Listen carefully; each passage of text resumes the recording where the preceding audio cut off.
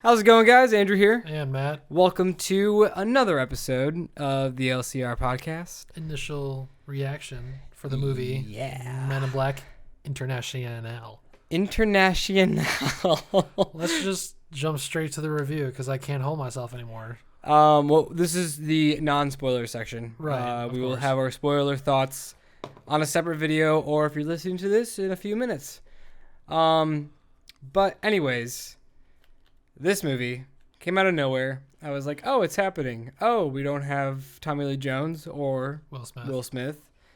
And the idea intrigued me because they were like, let's go somewhere else to a different country and let's have this amazing duo together.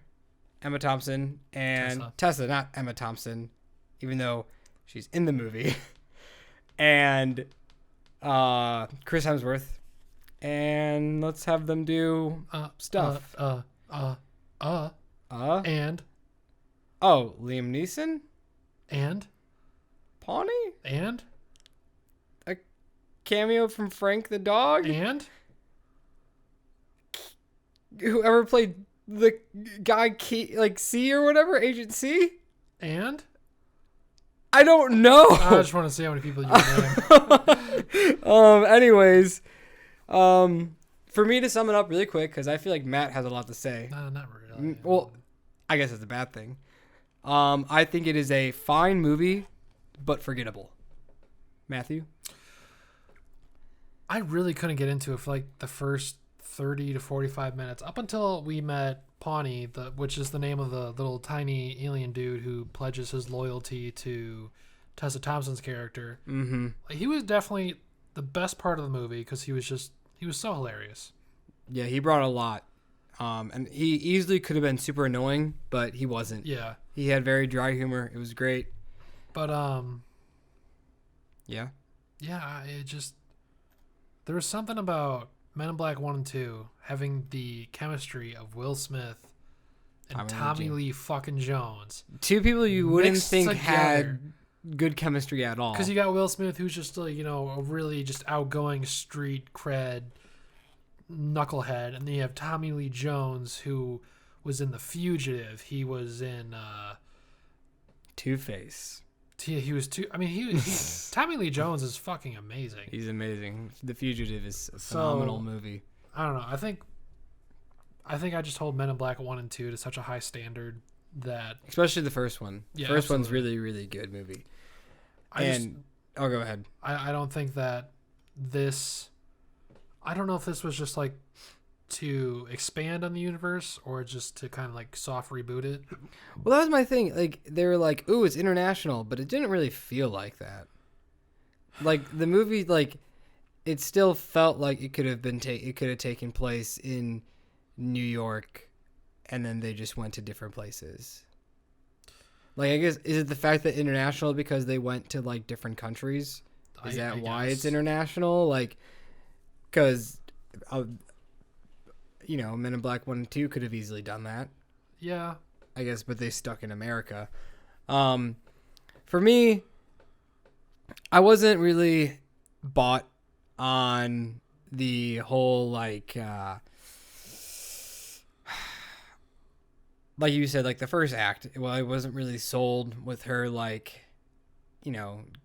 trying to find who these Men in Black people are and then finding them and then hunting them down and then discovering them and all this and then getting introduced and like kind of like they just needed a really fast way for her to have Chris be like, hey, I want you. Yeah. And for me, that part was really kind of like slow. But like you said, when Pawnee was introduced, he was great. Yeah. And if he wasn't in the movie, this movie would have been really boring. Yeah. Because, yes, Chris Hemsworth and Tessa Thompson, their chemistry really strives. But, like, they actually weren't as funny as I thought they were going to be. No. Like, the script was pretty bad on their parts. Like, yeah. I didn't really find myself laughing at all with whatever they were saying, their banter. Actually, take that back. Chris Hemsworth and Agent C, they had some funny banter. Yeah, there was... their chemistry was pretty good, especially like the part when they both had the sunglasses and they were like, "You put yours down." No, you put yours down. Like that was really good. That was a funny little bit right there. Yeah, I mean, there were definitely some funny parts, but like I didn't really care for Tessa Thompson's character.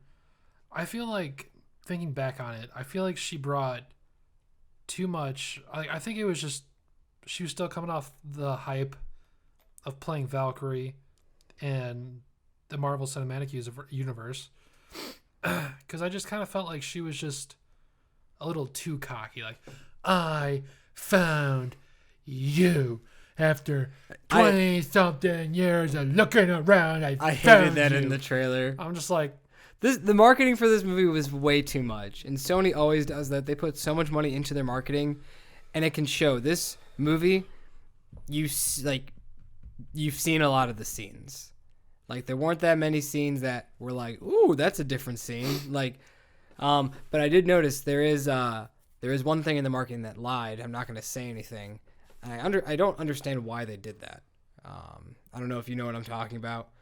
I absolutely do. Okay. Without you talking about any details whatsoever. Anyways, I'll tell Matt after this if I remember.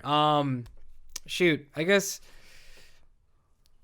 I don't know. I guess just for me, this was kind of stale.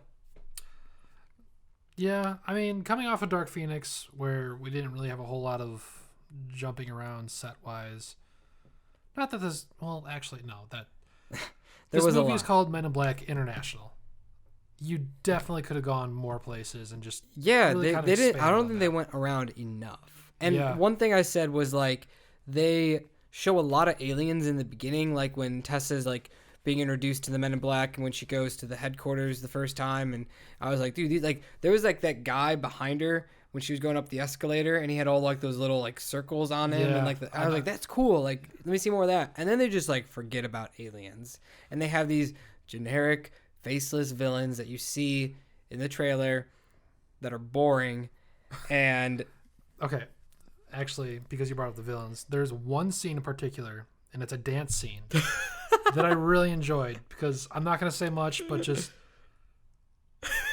they basically just start mimicking other dancers in the club, and when it first starts, they just start having a seizure. It's hilarious. It was pretty funny. I would definitely recommend seeing that part if you can illegally pirate this movie, but otherwise... Or if you just have A-list, man, just get that AMC A-list. You will go see any movie, and you'll come out being like, at least I didn't pay $20 to see that. I think I have a really big gripe with this movie. And I mean, this was partly our decision. No spoilers or anything, right? No. Okay, what's up? I don't think this movie needed to be in Dolby. You don't think so? I thought it was fine. I don't know. There were parts where it was just... I don't know. They had Rocket Man in Dolby. They're just gonna put They're gonna put any movie in Dolby. Well, that's fine, but I mean, like, because like Rocket Man, like it's got music, but like this one it didn't seem like it. I don't know. This one just didn't. Matt was just very disappointed in this movie. I was. It did not satisfy me. Well, on that note, I think we're gonna wrap things up here for the initial thoughts.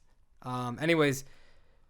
Things might be changing a little bit. This is our 26th podcast, if I'm not mistaken, which is, so that's half a year right there of a weekly podcast. And so we are going to be changing our look, changing the setup.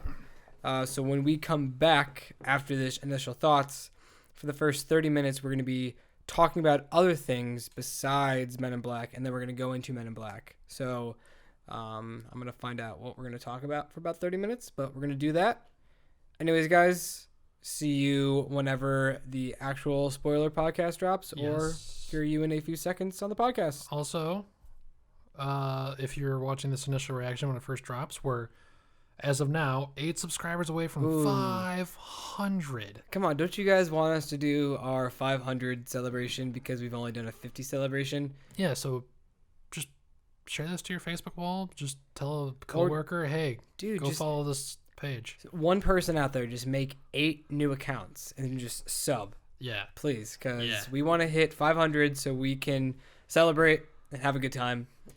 Anyways, this has been Andrew. And this has been Matthew. See you guys. I love you.